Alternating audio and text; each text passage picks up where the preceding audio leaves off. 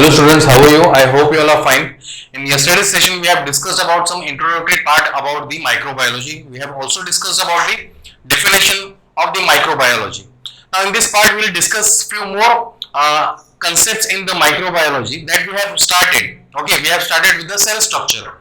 Now, what we have seen in the cell structure about the different types of living organisms. Okay, so we have enlisted 4 different types of living organisms, that is microorganisms. Okay, so like we have to study about the bacteria,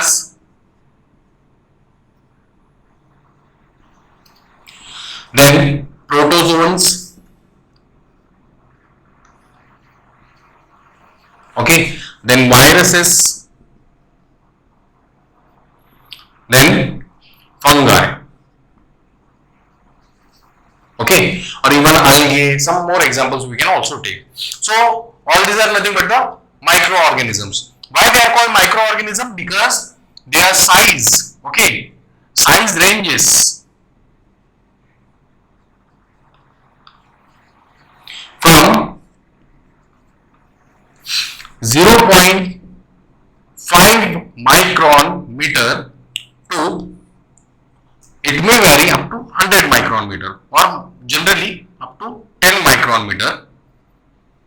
100 micron meter in case of eukaryotic cells. So the size of the cell or the size of these organisms, as these organisms they are unicellular. Okay, all these are the unicellular organisms. Unicellular organisms. And these unicellular organisms, okay, what they have the size range of 0.5 to 10 micron meter in size, okay, or in diameter. So what, they are very minute, and for observation of these microorganisms we require a device that is called microscope. And yesterday we have discussed the definition of microscope. What is that? That is a device which is used to magnify the minute objects which cannot be seen by our naked eye. Okay, so we are using the microscope. And for very first, when the cell was discovered, we know the cell. Okay, what is that? The structural and functional unit of living organisms. So the cell was first observed by the Robert Hooke in the year 1665. Okay, so what he have done, he took the piece of cork and he observed that piece of cork under the microscope. Okay, and what he found, that he found there is a formation of the box-like structures. Okay, or the box-like structure or the honeycomb-like structures. Okay, which were compactly arranged. So such a structure he found, and this structure he named as the compartments. Okay, so you can write the name honeycomb. Okay, like structure, which he called as the compartments.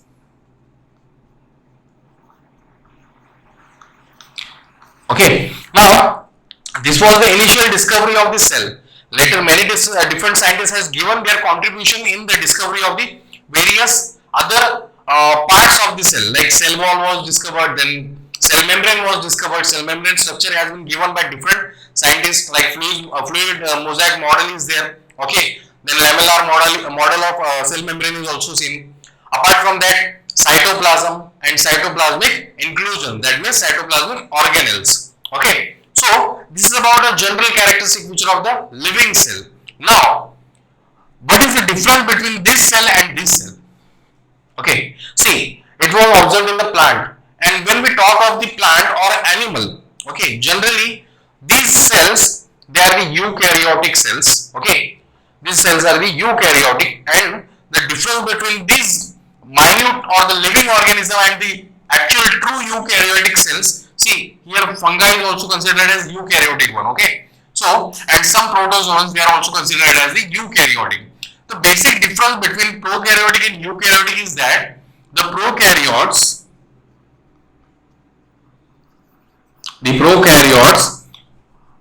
are not membrane bound.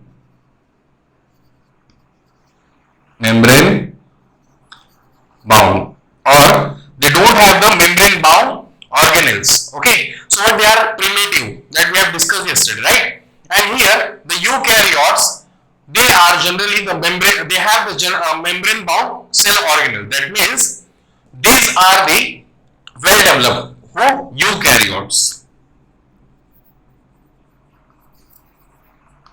Okay, so eukaryotes, they have the well developed cellular organization. So what we can differentiate them, and the size of the eukaryotic cell is quite larger than the size of the prokaryotic cell, as the cell size ranges from 5 micron meter to the 100 micron meter in case of eukaryotic cell. Okay, now although they have the quite larger size, but we have to observe these cells also under microscope, because these cells are very minute, so what we cannot see by our naked eye. Okay, now here it is some basic categories or basic characteristics about the different types of living microorganisms. Okay, now here let's discuss about the nature of the microorganisms, where what type of nature they have, and where exactly these microorganisms are found. Okay, so let's see the location.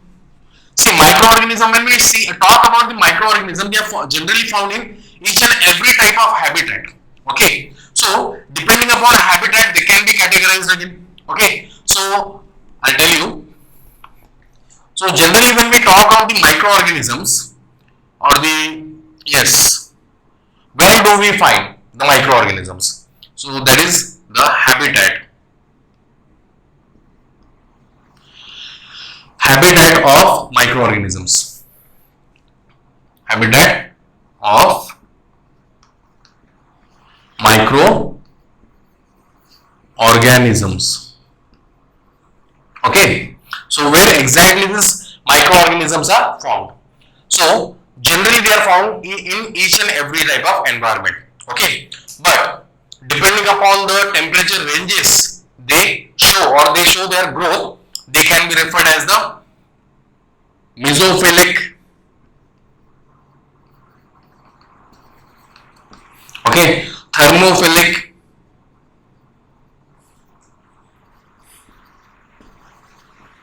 okay, or extremophiles.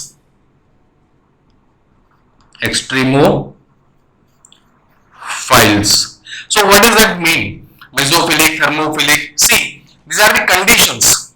Okay, so in the habitat, generally we can see the bacteria, they are found in the soil, they are found in the air, they are found in the water also. Okay, they are also found in few marshy lands. Okay, everywhere they are present. So microorganisms are present everywhere, but that depend upon the temperature again. So according to temperature, they can be varying. Like mesophilic temperature, or the mesophils are those, or those microbes that can grow around the temperature of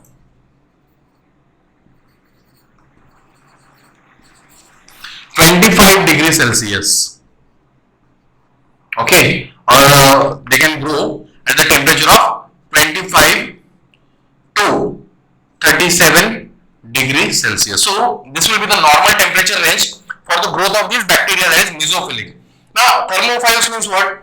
Those bacteria which can, or those microorganisms which can grow at the higher temperature than the 37 degrees Celsius. And extremophiles are those microbes which are adapted to grow in extreme conditions. Extreme condition in the sense, it's like thermophil means we can consider about 50 degrees Celsius, about 70 degrees Celsius, but in extreme condition in the sense around 100 degrees Celsius, and some are also formed in the acidic conditions. Okay, so such type of microorganisms are the extremophiles. Okay, so here you can write the temperature range in the thermophiles is from the 50 to 70 degrees Celsius, and here above 100 or approximately 100 degrees Celsius.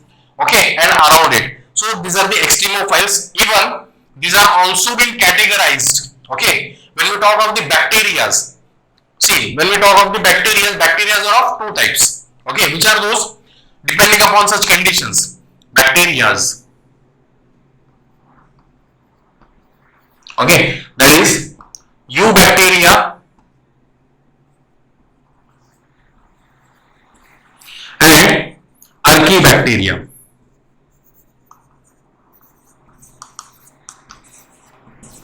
So the eubacteria are the true bacteria. That means these are the bacteria which are generally the mesophilic type. Okay, or the, yes, some of them can be considered as thermophiles also. But archaebacteria is the group of bacteria which includes, okay, three different categories. Like it consists of halophiles, okay, then it consists of thermophiles, then it consists of the methanogens. Okay, so these are the different bacteria. Like archaebacteria means the group of bacteria which are supposed to live under extreme conditions. Now halophiles refers to the growth of bacteria under high salt concentration. Wherever there is a high salt concentration, okay, in such water bodies or in such environment, some bacteria are capable of growing. These are halophiles. Then thermophiles, the bacteria or organisms which are adapted to live under the thermal hot springs. Okay, such are thermophiles. Then methanogens, these are the group of bacteria which convert the organic waste into the methane gas. As we have we know that in the biogas plant, bacteria are there which convert the organic waste into the methane gas, which is used for cooking and other purposes for generation of energy also. So these are the some few characteristic feature according to habitat. Okay, so we have different types of habitat, and according to the conditions, it can be mesophilic, this can be thermophiles, this can be extremophiles. Okay, so these are the different conditions, and here you can see the temperature ranges. Now let's discuss about the nature of the bacteria. Okay, what type of nature the bacteria exhibits or the microorganisms exhibit. Okay,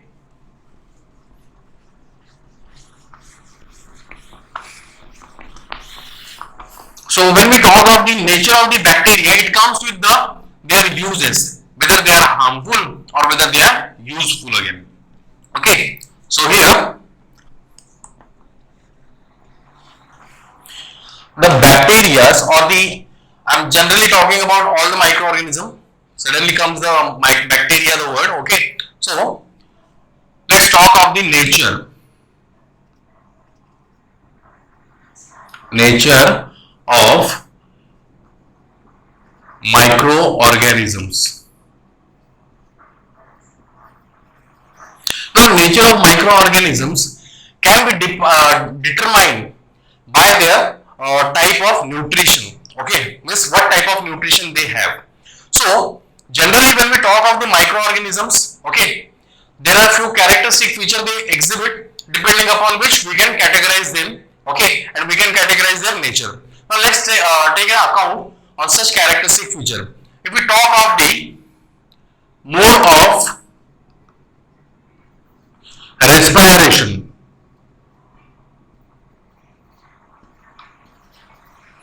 okay, so generally most of the bacteria they are aerobic. Okay, so they can show aerobic type of respiration, and they can also show anaerobic type of respiration. Okay, so aerobic respiration generally shown by the bacteria. Okay, these bacteria they require oxygen for their metabolism. That means for production of the desirable product they require oxygen. Okay, and anaerobic bacteria, they are also these are the bacteria which can metabolize their metabolic activities under the absence of oxygen. Okay, so these are anaerobic bacteria. Now, what is the basic use of these bacteria? Okay, see, the aerobic and anaerobic bacteria togetherly we are using in a common process called, okay, fermentation.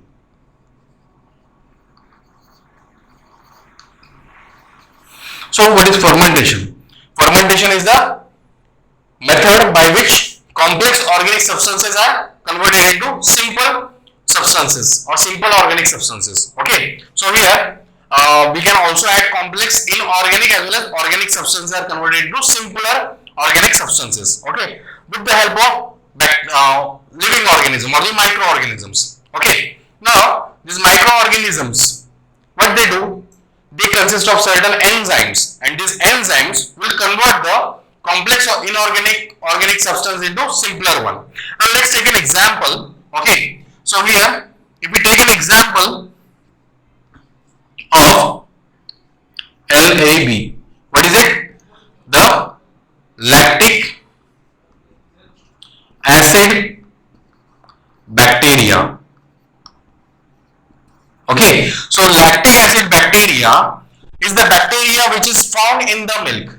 Okay, it is found in the milk, and within the milk we see that this bacteria, what they do after getting the favorable condition. Okay, because whenever we take the milk, we pasteurize it. Pasteurization means it is a kind of boiling. Okay, it is a partial boiling to kill the microorganisms. So we pasteurize the milk, and after pasteurization there is a absence of the bacteria into it. But these lactic acid bacteria, which are normally present, okay, naturally present in the milk, on getting favorable condition, they will multiply. Okay, they will multiply.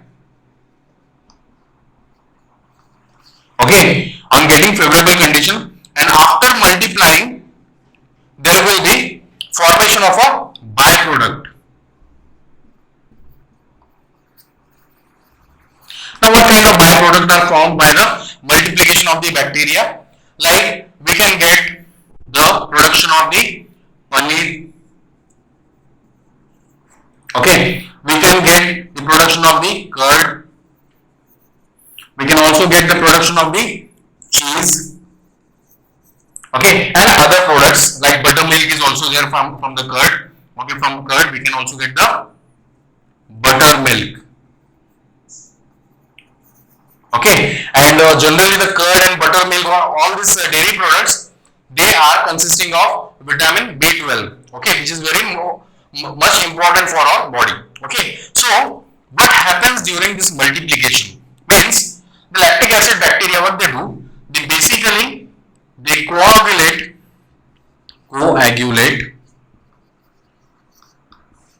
milk protein.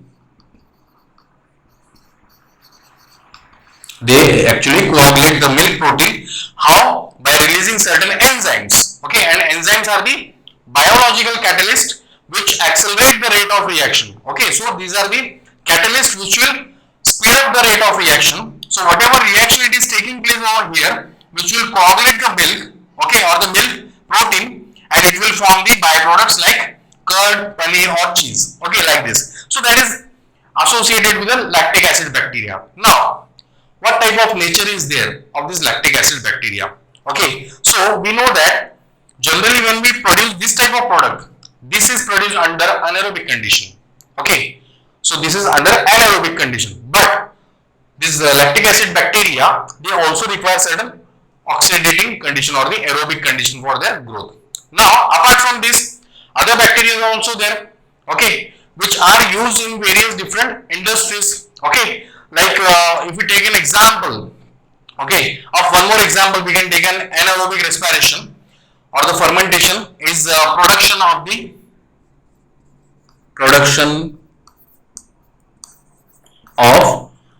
dosa.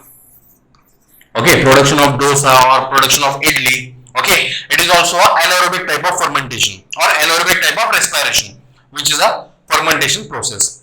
And these fermentation processes in the industries are carried out at larger level. Okay, larger level in the sense what? I will take an example so that you will understand the nature of the bacteria or the nature of the microorganism for production of the desirable product. Okay, why we are studying the nature of these microorganisms?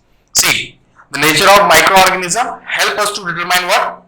Their products. Okay, so this is just a mode of respiration, aerobic, anaerobic. Okay, apart from that, we also have the mode of nutrition. Okay, so we'll take mode of nutrition, then we'll see the example. Okay, So another criteria to understand the nature of microorganism is its mode of nutrition. Okay. So, and it is the, I think it is the main criteria to understand the nature of microorganisms. Okay. So, mode of nutrition. So, when we talk of the mode of nutrition, generally most of the unicellular microorganisms, they are, okay, or they can be categorized under two categories. That is, they can be autotrophic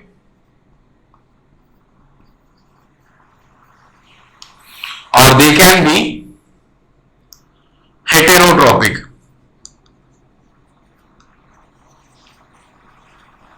Now, what do you mean by autotrophic?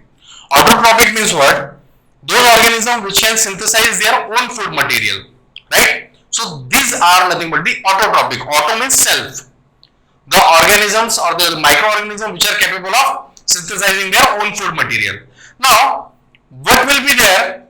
A characteristic feature which is capable of producing the own food material. See, these microorganisms, okay, I'll write microorganisms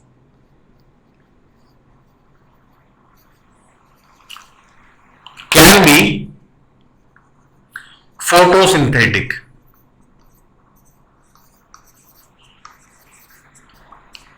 or they can be chemosynthetic.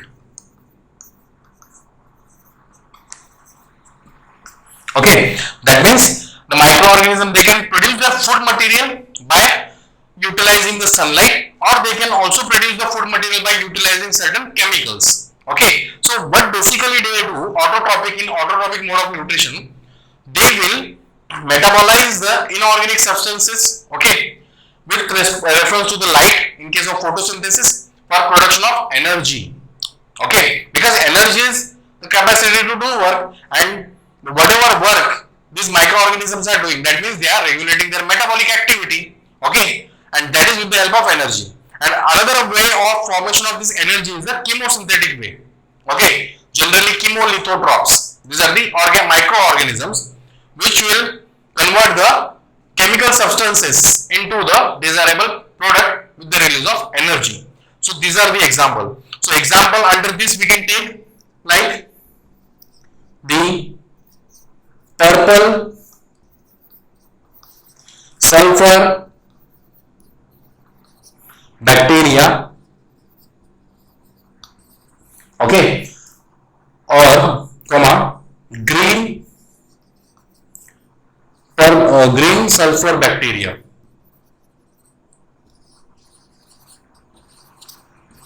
Again, we can take an example of cyanobacteria, or which is also referred as the blue-green algae. So these are the few examples under autotrophic mode of nutrition. Now, heterotrophic mode of nutrition is further categorized into two more categories again. Okay, so here we can take the parasites, okay, and saprophytes. Now, what are parasites? See, heterotrophic mode of nutrition means the organisms or the microorganisms which depend upon other microorganisms or other living organisms for their nutritional requirement. Okay, so this heterotrophic mode of nutrition can be studied with the help of two different types of microbes. So first microbe is the parasite. Parasite means what? Those depends upon living host. Okay, and saprophytes means this can be referred as the decomposers. Decomposers means depends upon dead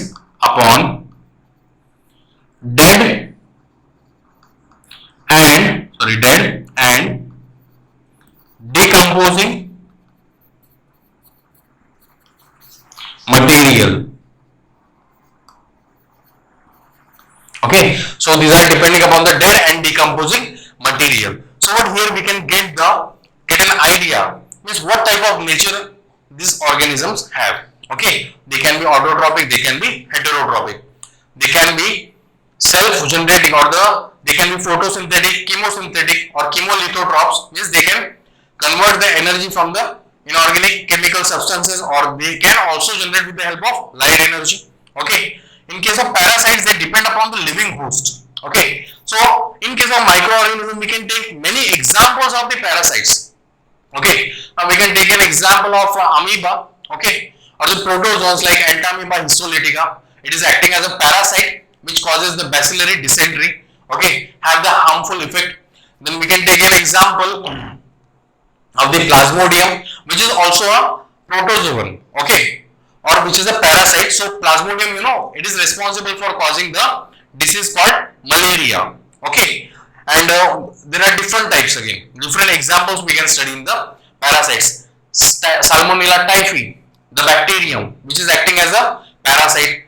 Then Mycobacterium leprae, Mycobacterium tuberculin causes the leprosy and the tuberculosis, which are also acting as the parasites. See, all the organism, microorganism which can cause the disease to the humans or any other animal, that can be acting as the parasites, because these microorganisms, they are depending upon the living organism for their nutritional requirement. What they do, they will multiply within our body, so what they get the nutrition from our body. Okay, so that means they are parasites. And the saprophytes are those. Okay, generally the saprophytes can be referred as the fungus.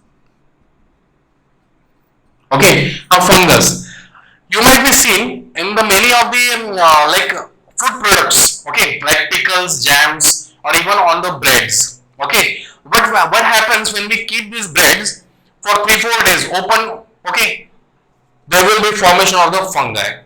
See, bread, it is not a living material. Jellies, jams, or the pickles, they are not the living material, but they are the byproduct of the living material. Okay, so but this fungi get, the fungi generally needs the atmospheric or the favorable atmospheric conditions, and generally in the humid area they start to grow. So on the bread there will be culturing of fungus.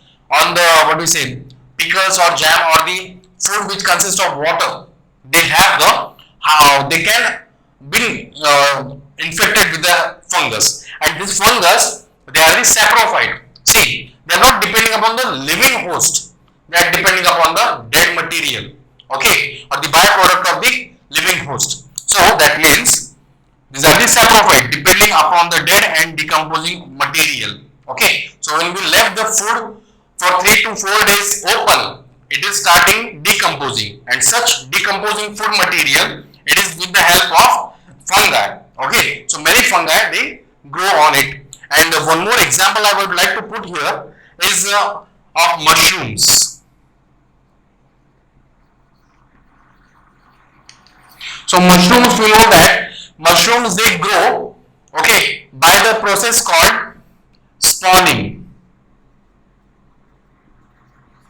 Okay, spawning in the sense what? See, whatever organic waste is there, organic waste in the sense the vegetables or the leafy material, where what we are doing, we are dumping in a particular place. On that place, such mushrooms are grown. As the mushrooms are under the category of fungi, okay, so they are also acting as a saprophyte. They depend upon the dead and decomposing organic material for their growth.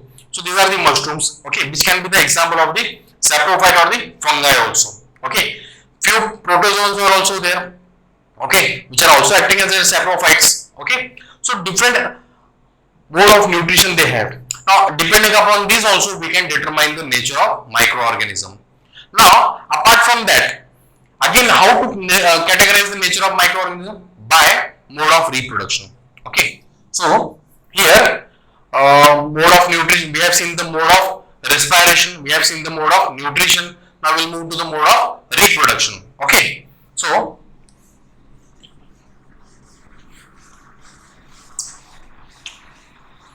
I hope you are getting this, because see, in this chapter we will discuss, you will learn about the various different aspects. Okay, when we talk of the microorganism, there is too much for microorganism that we can speak about it. Okay, there are different categories, different habitats are there. Okay, and different types of characteristic feature they show. So what we can discuss many points upon it,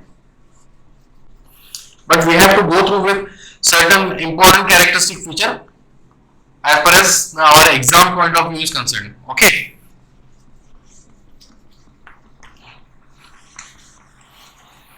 So here we can see the mode of reproduction.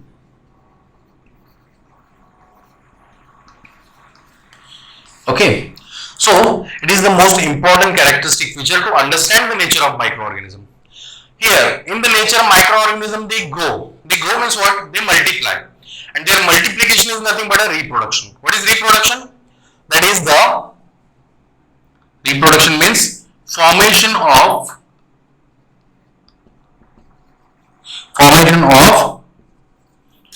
new organism.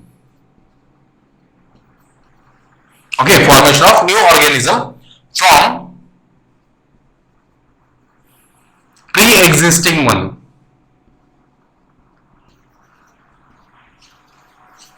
From pre-existing one. Okay, so here these microorganisms they reproduce to form the new individual of their own. Okay, and generally they reproduce by two main methods. Okay, they reproduce by asexual method and they can also reproduce by sexual method.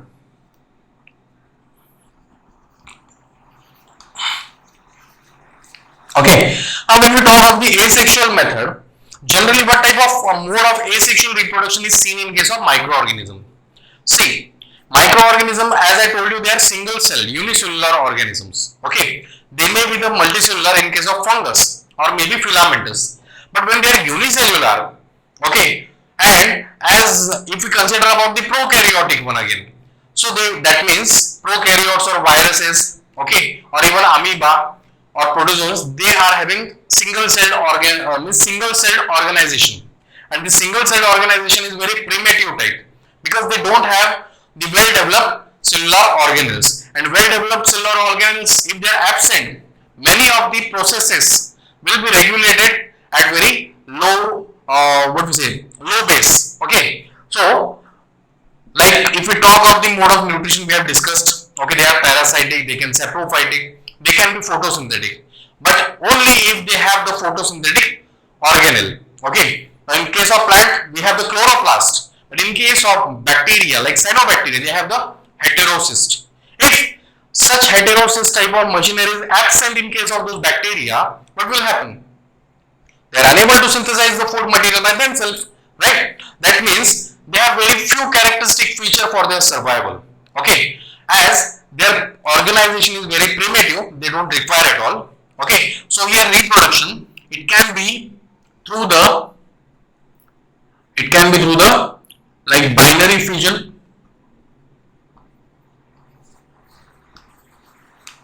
Okay, basically it is a fission method is there. So binary fission can be there, transverse fission can be there. Okay, so different types of fission methods can be seen in case of microorganisms. Apart from that, they can also undergo budding. That means there will be formation of an exogenous buds which will develop into an organisms. Okay, then fragmentation.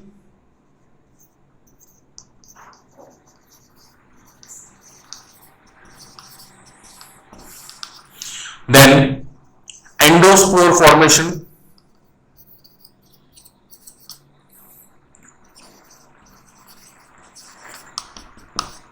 Okay, so endospore means what? See, as I told you about the milk and the pasteurization, what happens to the bacteria?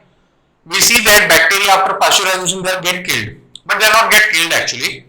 They will get transformed into the endospores. Okay, see, endospores are these structures of the bacteria. Those are resisting to the higher temperatures. Okay, so in general when we boil the milk or when we boil the water, At that time, the bacteria or the microorganism, they get converted into spore forms. Okay, there is a covering around the bacterial cell, okay, which is acting as a protective at the higher temperature. Okay, so this will develop the endospores, and when they get the favorable condition, see, always we are not boiling the milk. Afterwards, we are cooling it. When we cool it, at that time, such bacteria will again germinate. Okay, so that means they are reproducing. Okay, fragmentation. Fragments can be seen in case of fungus. In case of penicillium, you can see in the form of like conidia or the conidiospores. Okay, fragmented bodies there. Then budding can be seen, and binary fission is also be seen. Now, apart from that, one more method is there, that is called as the conjugation. Okay, that is called conjugation.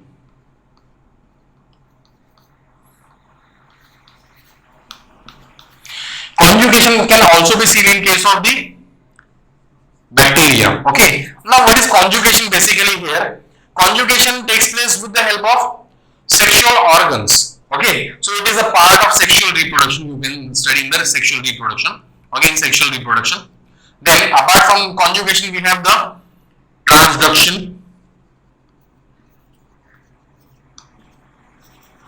Okay, so transduction is another method by which they multiply. Then transformation is another method by which the microorganisms can multiply. Okay, so transduction is generally with the help of viruses. Now, viruses are the obligate parasites.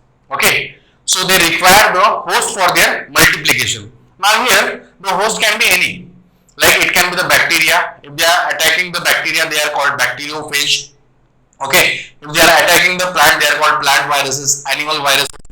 So, what is their basic functionality is that they attack or infect the host material and multiply within the host.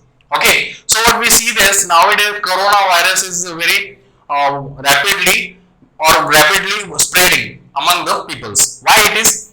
Because the coronavirus or any kind of virus, I'll tell you what happens when it enters the body. It will combine with our DNA, genetic material, and it will start to multiply. So when it multiply, what is the function of DNA? See, in the body, DNA, that is the genetic material, deoxyribose nucleic acid, it will replicate. Okay, that is called replication. And after replication, it will form a structure called mRNA. And from mRNA, there will be production of the protein. So, as you know, proteins are required for regulating the metabolic activities within the body. So, when viruses come here, they will combine to this mRNA.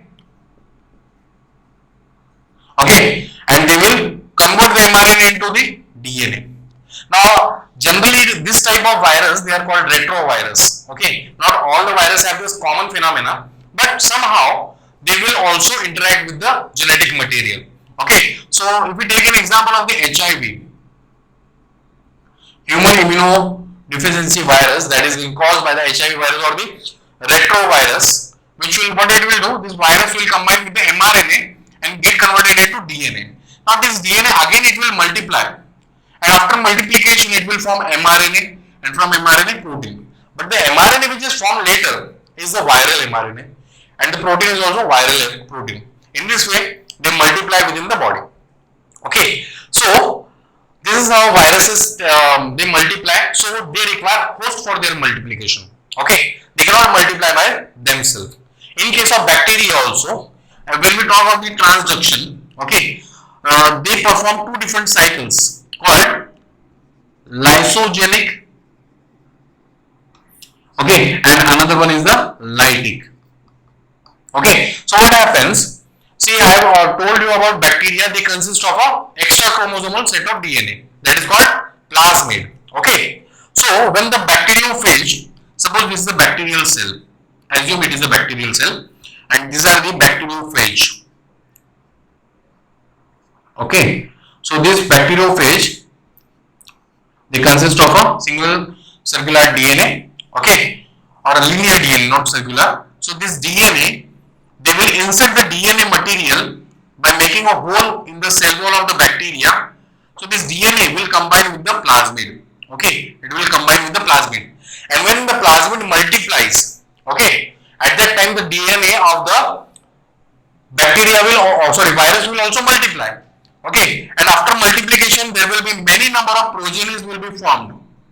Okay, many number of progenies will be formed within the cell of the bacteria, and what they do, they will continue as the same as a host, or they will lyse, or they will break down the cell wall of the bacteria and they will get released into the environment. That is called lytic cycle. Okay, so there are various methods. Now sexual method, I have told you about the conjugation. In conjugation, bacteria or generally the flagellated microorganisms, okay, they consist of other organelles for sexual reproduction. In case of bacteria, sex pili is seen. Okay, so this is the information that will allow us to understand the nature of microorganism again. Now next we are going to discuss about the useful and harmful microorganisms. Okay, useful effect as well as the harmful effect of the microorganisms. Okay, so let's see what are the useful and harmful effect. As I told you in the beginning, we have discussed about the example fermentation. Now here we will see how fermentation is being carried out for the production of the useful products. Okay, so microorganisms can be useful as well as harmful. See, understand all this concept. If you have any kind of difficulty, you can text me the doubts. Okay,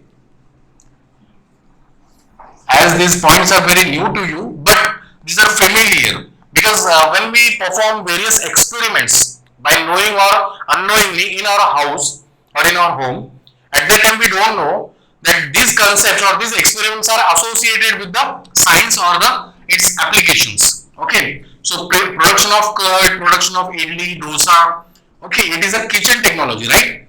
So in kitchen we don't know it is a science, but this science or the technology, it is performed by our mothers, right? So which is a kitchen technology, and here we don't know whether they have the bacteria or fungi for fermentation, right? So let's see the two types of microbes. Okay, that is the useful and harmful microorganisms.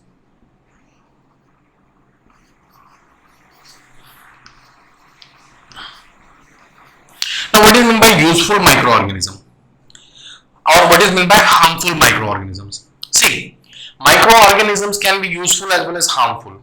Okay, now let's see the useful effects or the useful type of uses of the microorganisms. Okay, how they can be useful. See, when we talk of the different industries, okay, so I'll draw a flowchart over here. So suppose this is the microorganisms. Okay, MO, microorganisms. Microorganisms can be used in food industry,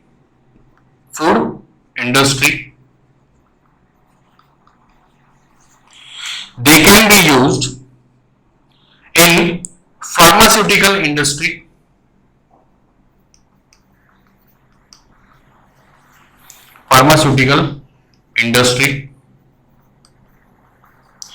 microorganisms can be used in agriculture industry, or simply we can write agriculture. They can be used in detergent industry. Okay, so what this, first we are going to just see the useful effects. Okay, useful microbes.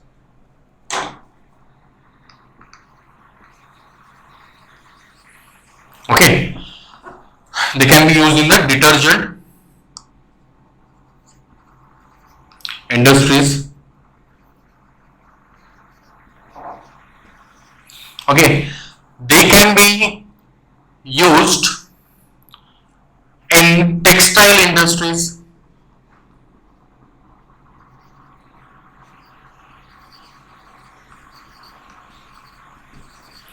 They can be used for environment management.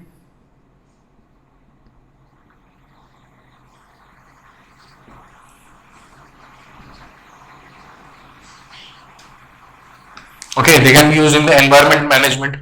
Okay, or yes, they can be used like in environment management. We can also discuss about the various control of the pollutant or the pollution. Okay, in food industry, pharmaceutical industry, they can be also used in the leather industry. Leather industry. Okay, so again for organic acid production, organic acid production. Okay, now let's see in glance about the different types of examples here. So first we'll see about the organic acid production and the food processing or the food industry. Now when we talk of the organic acids, different types of organic acids are there. Acetic acid, which is being produced by the bacteria called Acetobacter aceti. Okay, then citric acid, which is being produced by the Aspergillus niger, a type of fungus. Okay, so which is responsible for production of the citric acid. Now let's see here what is the use of these acids, even the butyric acid that is produced by the Clostridium. Okay, so what are the uses of the organic acid? See, in our daily life we require a type of different food material. Okay, so we don't in our basic schedule we don't prepare all the time all the type of food material. Sometimes we prepare the food material and keep it for or we can preserve it for a longer period of time, right? If we take an example of the pickles, we can take an example of jam, jellies, okay, or even some stored food material, canned food material. Okay, now how this food material are canned? This food material they are processed with the help of these organic acids. Okay, and apart from that, as a part of medicine, as a part of regulating the metabolism of the human being, we require these organic acids like vinegar, where we are using it. We are using to add the flavor to the food, as well as it can be used as the what we say preservative, right? So vinegar is called the acetic acid, which is produced by the Acetobacter aceti. Okay, so these bacteria, these are cultured in the large scale. Okay, so there is a method. Okay, I'll write here, you can see. So generally industrial production includes two processes. One, it is called the upstream process, upstream process, and second it is called downstream process.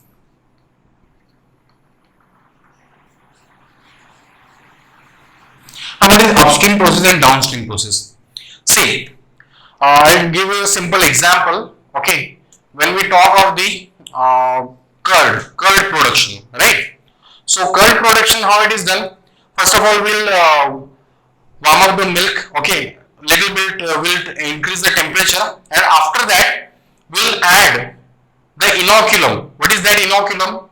विरजण मराठीत म्हणतो आपण विरजण म्हणजे थोडंसं दही आपण add करतो त्याच्यामध्ये. ठीक आहे, ऑलरेडी दही आपल्याकडे असतो, दही आपण ऍड करतो. कशामुळे? बिकॉज दॅट दही or that particular inoculum, okay, it is acting as a starter culture. Suppose we have 2 liters of milk and we are adding 2 tablespoons of the curd into it. Okay, after providing the proper temperature, okay, and couple of hours, we can also produce the large amount of curd from that 2 tablespoons, right? So what that 2 tablespoons are acting as? They are acting as the inoculum or the starter culture, and producing that product is under the upstream processes. That means production of inoculum and maintaining the pH. Now how do we get the product is being produced? Okay, by determining the texture and by determining the pH. Generally whatever products which are formed, they consist of certain pH. Okay, either it will be alkaline pH or sometimes it will be acidic also. Okay, so depending upon taste we can recognize whether it is acidic, whether it is alkaline. So generally that is called upstream process. Now what is downstream process? Downstream process, it is applied to certain products in the industries, okay, for purification. See, now we know that the curd, it is formed with the help of starter culture, and that starter culture consists of the lactic acid bacteria, right? So the lactic acid bacteria means what? This bacteria after getting nutrition, they are multiplying. And after multiplication, the byproduct which we are getting is the curd. No, right? Now, we cannot digest all the bacteria together, all together, right? So, what we do in the industry, we will separate the bacteria from the curd. Okay, and the process is called as the downstream process. Okay, are you getting what I am saying? I hope you are getting. Okay, if you have any doubt, you can ask me. So similar processes are applicable for all these products. Okay, in all these industries like organic acid production. Let's take an example like Aspergillus niger. Okay, I am writing in short. Aspergillus niger. This is the fungus responsible for production of citric acid. Citric acid. So what we can do is for citric acid production, suppose there is a population of India. What is the population of India? Around more than 100 crores, right? 130 crores, I think. So, and it goes on increasing. So, to meet the demand of such huge peoples, what we can do? We cannot provide the lemons or the citrus fruit to them, right? So, we have to produce the citric acid in higher amount as it is associated with metabolism. Okay, it is regulating the metabolism. It is very crucially required by the living organism or the humans to maintain the metabolic rate. So citric acid, okay, it will be produced by the Aspergillus niger. And as we know, this microorganism, they require very less amount of time for their multiplication. So what? Within the less time they will multiply and they will produce the desirable product. So when we culture these microorganisms, we culture them into the artificial nutrient medium. Okay, so we have to give them artificial nutrient medium and we have to keep that artificial nutrient medium under a processing unit called fermenter. Okay, where we can maintain the pH, where we can maintain the temperature, okay, which is required for growth of this Aspergillus niger. And after a few days, we can form the huge amount of citric acid. Now what we have to do, we have to go through the downstream processes where we can separate this Aspergillus niger with the citric acid, and this citric acid after purification can be provided to the human beings. Okay, so this is the way by which we can produce the organic acids. Now all the organic acids have the similar type of process, but they have the different microorganisms. Okay, now and here one more thing is there. As these processes are involved or considered, this process required the aerobic as well as anaerobic condition. Okay, so that is there. Then food industry. In the food industry, generally we process the food material. Okay, whatever food materials are there, even the fruits. Okay, we can prepare the jellies, we can prepare the jam or different types of squash or the fruit juices, right? Or even we can also process different types of food material. Now we are getting canned food materials, right? Meat which has been processed, okay, fruits, jellies, they are byproducts, okay, so many food products we are getting, even the pickles also. We see there is a validity or expiry date onto that particular food material. What is that?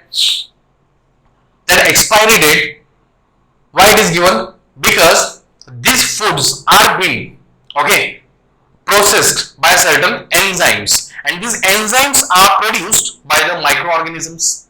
Okay, so these microorganisms, they help in the production of different types of enzymes which can prevent, okay, or this can also produce the organic acid which can also act as a preservative. Okay, so they prevent the food material for a particular period of time.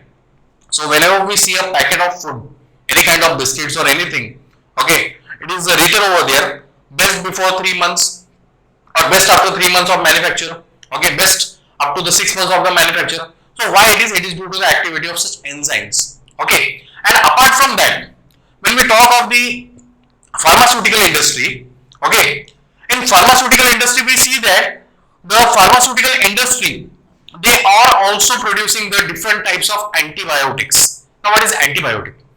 Antibiotic is a chemical substance which is released by the microorganisms to inhibit the growth of another harmful microorganisms. Okay, so when we get any kind of infection or any kind of wound, what happens?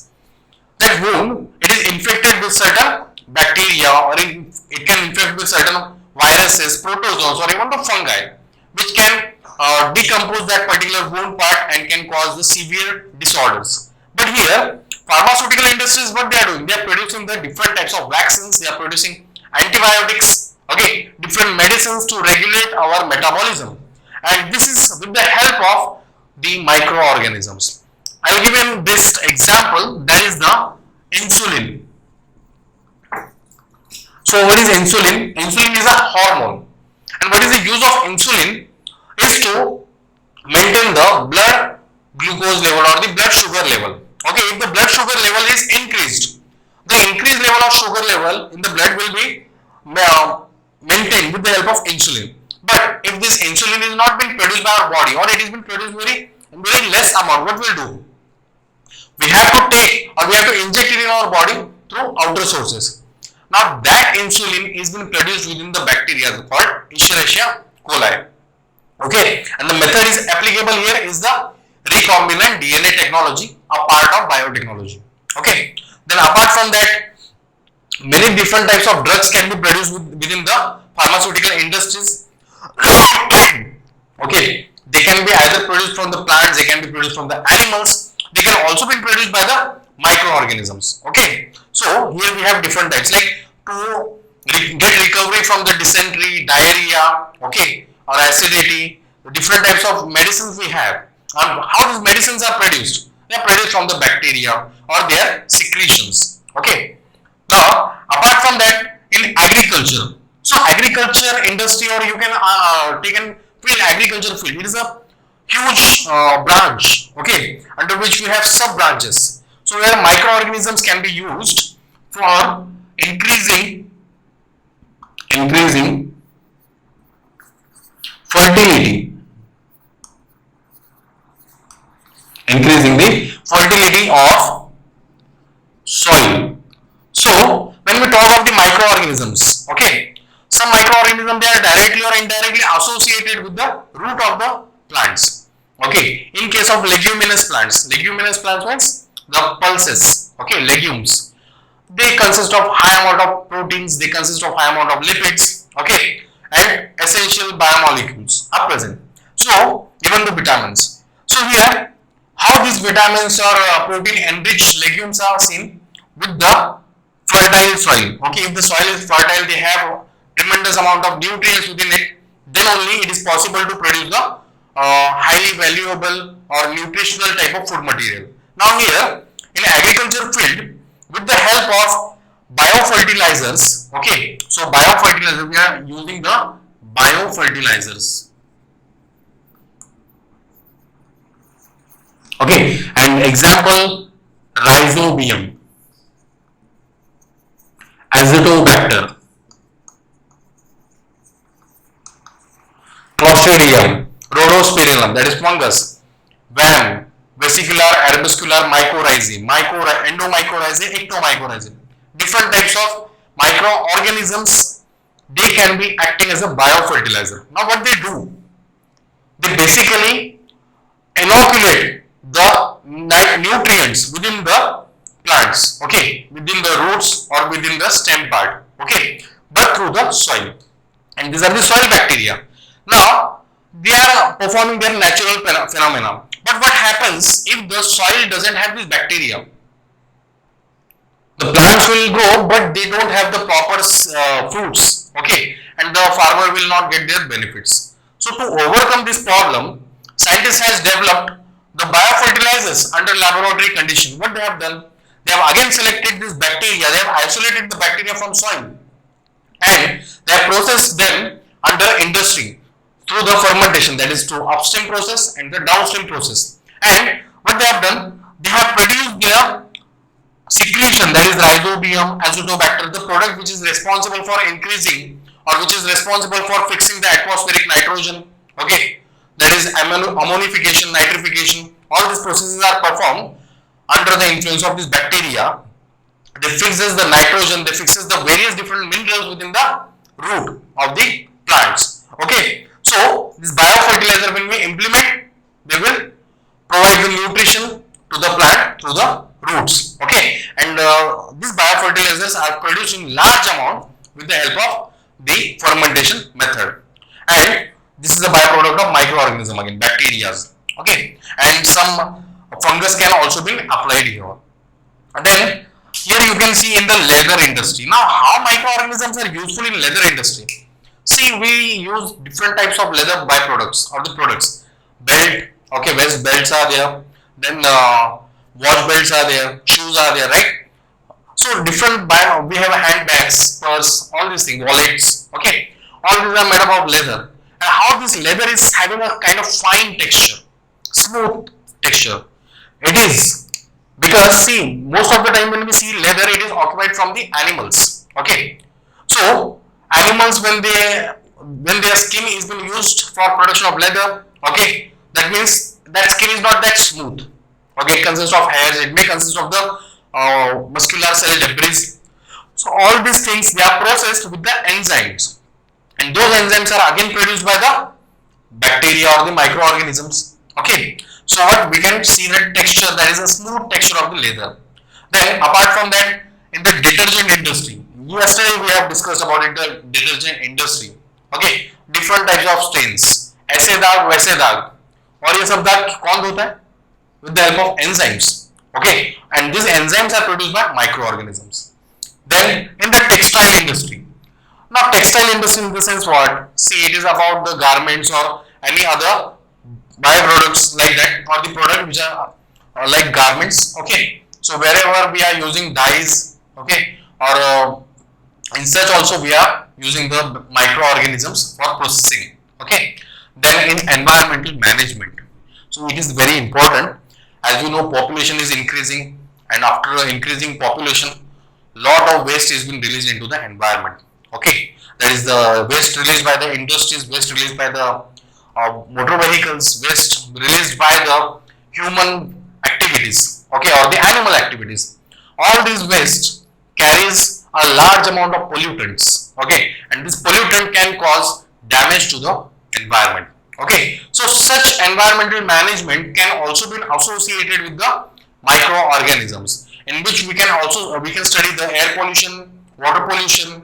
Okay, we can also study the soil pollution or the land pollution and the sewage treatment. Okay, so we'll discuss about sewage treatment and some more examples about the uses of microorganism in the next part, and we'll also discuss about the harmful effect of the microorganisms. I hope you are getting this. If you have any kind of difficulty in understanding these concepts, you can text me, okay, or you can WhatsApp me your doubts. Okay, thank you.